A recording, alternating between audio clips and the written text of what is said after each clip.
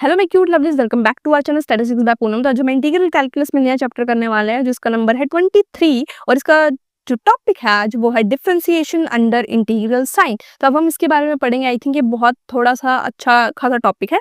सो चलो स्टार्ट करते हैं। पर पहले मैं आपको ये चीज़ बता दूं कि हमने एक नया चैनल स्टार्ट किया है जिसमें हम जॉब अपडेट्स डालते हैं। सो प्लीज़ डिस्क्रिप्शन में उसका लिंक है, कैरियर बाय पूनम से नाम है, आप जाके उनको देख सकते हो। अगर आपको कुछ और वीडियोस चाहिए, कोई जॉब अपडेट्स चाहिए, तो आप हमें मांग सकते हो, हम आप उसकी डिटेल्ड वीडियो आपके सामने लेके आएंगे। और अगर आपको इस वीडियो को देखने के बाद अगर आपको इसमें डाउट आते हैं तो भाई अपने अपने वाले चैनल पे करना, स्टैटिस्टिक्स बाय पूनम के नीचे आप कमेंट सेक्शन में बता सकते हो आपको क्या डाउट है क्या नहीं है, कौन सी नई वीडियो चाहिए, कहाँ पे गलती है, सब चीज़ आप बता सकते हो, डिस्कस कर सकते हो। I am very free to listen everything, okay? And the one or more important thing, one more important thing कि पहली बात है डिस्क्रिप्शन में बहुत सारे लिंक्स हैं, उनको जाके देख लीजिए, आपके पास नोट्स है, सब कुछ है। So please be there. Okay चलो अब स्टार्ट करते हैं। ओके सो पहली बात है इसका मीनिंग क्या है। You have an integral that depends upon a parameter like y। For example हम इंटीग्रेशन कर रहे हैं, सो हम इंटीग्रेशन कर रहे हैं मतलब हमें y चाहिए, इंटीग्रेशन में y की कर रही हूँ। सो इंटीग्रेशन fx फंक्शन की क्या कर रही हूँ मैं, dx के थ्रू कर रही हूँ, पर मुझे y की चाहिए। सो मतलब क्या है इसमें, sometimes instead of solving the integral directly we can differentiate with respect to y first। हम क्या करते हैं, किसी भी इंटीग्रल को डायरेक्टली फाइंड आउट करने से पहले हम क्या कर लेते हैं, उसको कभी कभी डिफरेंशिएट कर देते हैं with respect to y first. Okay inside the integral this often makes life easy. कभी कभी ना वो चीज हमें ज्यादा इजी कर देती है हमें क्वेश्चन सॉल्व करने में। कैसे, ये चीज हमें ट्रिक है। सो ये ट्रिक जो है उसी को हम बोलते हैं differentiation under the integral sign. इसी चीज को हम बोलते हैं डिफरेंशिएशन अंडर इंटीग्रल, मतलब इंटीग्रल के अंदर भी डिफरेंशिएशन हो रही है, उस चीज का टॉपिक है। थोड़ा सा साउंड इंटरेस्टिंग कर रहा है बट थोड़ा अपनी कुर्सी की पेटी बांध लो, थोड़ा डिफिकल्ट तो लगेगा। तो इसमें दो केसेस हैं।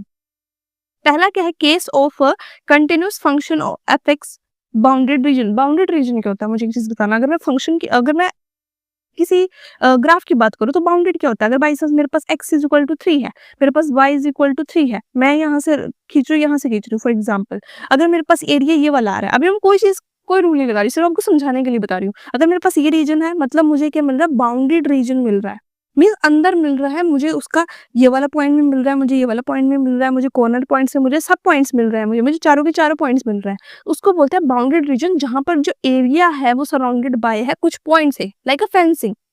फेंसिंग समझे, कोई बाड़ होता है, जैसे आपका घर है या पार्क है, पार्क के साइड में ऐसे लगाई होती है, ठीक है, तो उस चीज को हम बोलते हैं बाउंडेड रीजन, जो उसके अंदर है, बाउंड्री के अंदर है। Suppose function is continuous in the rectangle a is less than equal to x less than equal to b and c is less than equal to y and less than equal to d।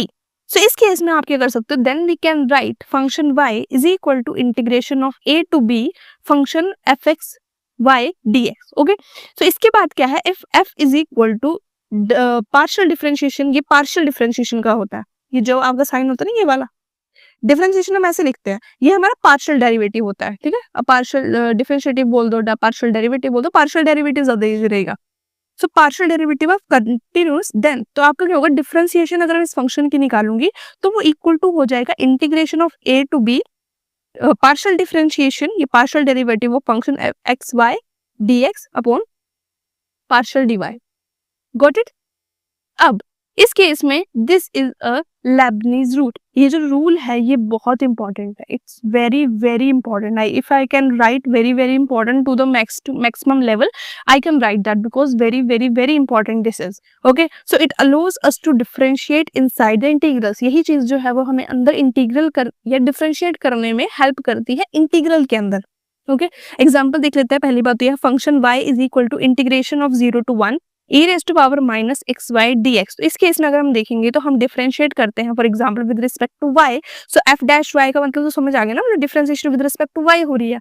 अगर मैं इसमें कर दूं 0 से 1 तक partial differentiative with respect to y e raise to power minus x d x, so इसमें integration हो रही है 0 से 1 तक minus x e raise to power minus x y d x.